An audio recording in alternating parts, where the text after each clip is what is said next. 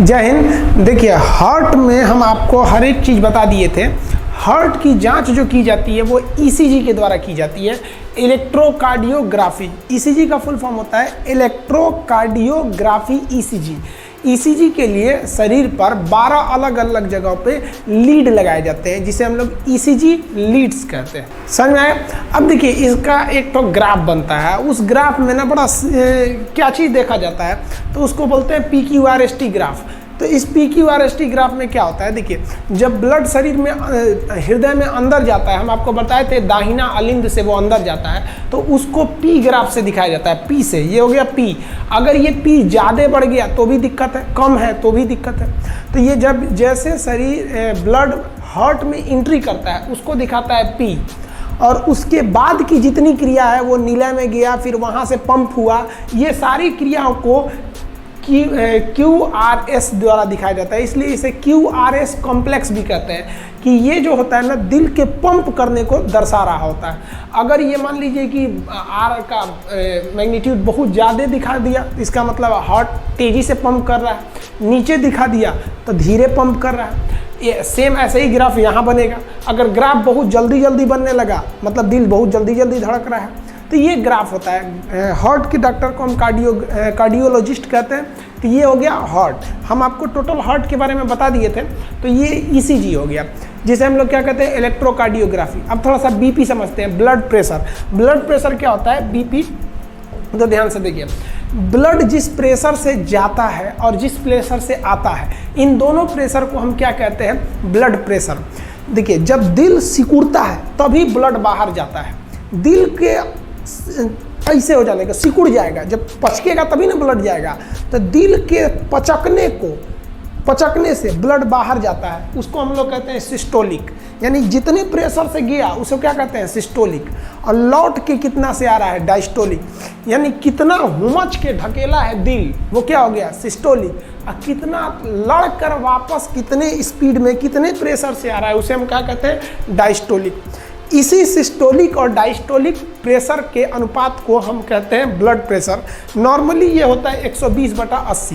यानी 120/80 अगर आपका बीपी है तो वो नॉर्मल है। ये आप देखे होंगे बीपी कैसे नापता है। वो यहाँ पर आपको एक लॉब लगा देगा और वहाँ पे आपको पारल का मशीन लगा देगा, और यहाँ पे देखिएगा ना, एक पंप से प्रेशर भरने लगता है।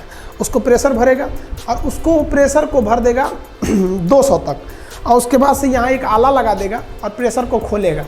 प्रेशर जब खोलेगा ना, तो आप देखिएगा उसमें आवाज़ आएगा, इस तरह से प्रेशर खोलता है। और प्रेशर खोलते के बाद ध्यान से देखिए, वो कुछ सुनता है, उसको एक डब से आवाज़ सुनाई देगी, टिक से आवाज़ सुनाई देगी, तो समझ जाएगा कि ये सिस्टोलिक का प्रेशर है। और वो आवाज़ चलते रहेगा, टक टक टक टक टक टक टक टक टक, और जहाँ वो आवाज़ बंद हो गया वो समझ जाएगा कि ये डायस्टोलिक है। तो मान लीजिए अगर मेरा ब्लड प्रेशर नापा गया और 200 तक वो पहले प्रेशर दिया हुआ है, उसके बाद से प्रेशर खोल रहा है, आला लगा के सुन रहा है।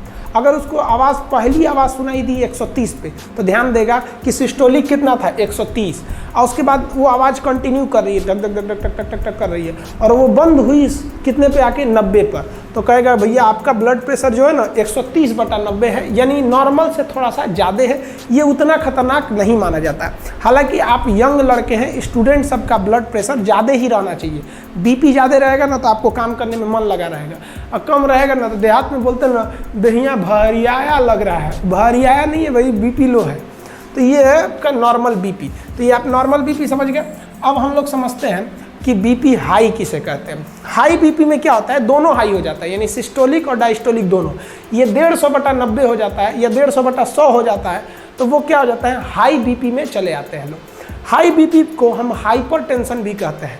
बीपी हाई हो जाना भी खराब चीज़ होता है, उसमें भी बहुत ज़्यादा बीपी बढ़ जाता है, हार्ट वगैरह पे इफेक्ट पड़ता है उसका। प्रेशर ज़्यादा हो जाएगा तो हार्ट अटैक का खतरा हो जाता है। और अगर लो बीपी यानी लो ब्लड प्रेशर देखेंगे तो ये 120/80 से घट के कितना हो जाता है, 100/60 हो जाता है। लो बीपी भी खराब चीज़ है। बीपी अगर लो हो जाएगा तो भी दिक्कत है, आप भद गिरिएगा, कहीं खड़ा रहेंगे ऐसे गिर जाएंगे जहाँ तहाँ। तो ये बीपी को ना बढ़ना सही है ना घटना सही है, बीपी को नॉर्मल रहना चाहिए। इसके लिए दवाइयाँ आती हैं सब। अगर बीपी लो हो जाए तो बढ़ाने के लिए फल फूल नमक वगैरह खाइए, ज़्यादा बढ़ जाएगा। हाई हो गया है तो नमक, तेल, मसाला, गर्म चीज़ कम कर दीजिए, लो हो जाएगा। तो ये दवा, और मेडिकल पे दवाइयाँ भी अवेलेबल रहती हैं बीपी को कंट्रोल करने के लिए। हाँ, बीपी को कंट्रोल करने का घरेलू उपाय भी क्या है? घरेलू उपाय समझिए। मान लीजिए कि अगर आपका बीपी बहुत बढ़ गया है और आप चाहते हैं बीपी को घटाएं, तो आप अपनी साली से बात कीजिए। साली से बात करेंगे ना तो बढ़ा हुआ बीपी ऑटोमेटिक लो हो जाएगा। और अगर आपका बीपी बहुत लो हो गया है और आप चाहते हैं इस बीपी को बढ़ाएं, तब आप अपनी घर वाली से बात कीजिए। 10 मिनट बात करेंगे ना, आपका लो बीपी को हाई कर देंगे। समझा गया? तो ये घरेलू उपाय भी है, आप इसको भी आजमा सकते हैं। नहीं तो आप दवा खाएंगे तो ये आप बीपी और ईसीजी समझ के आ गया आप लोग को।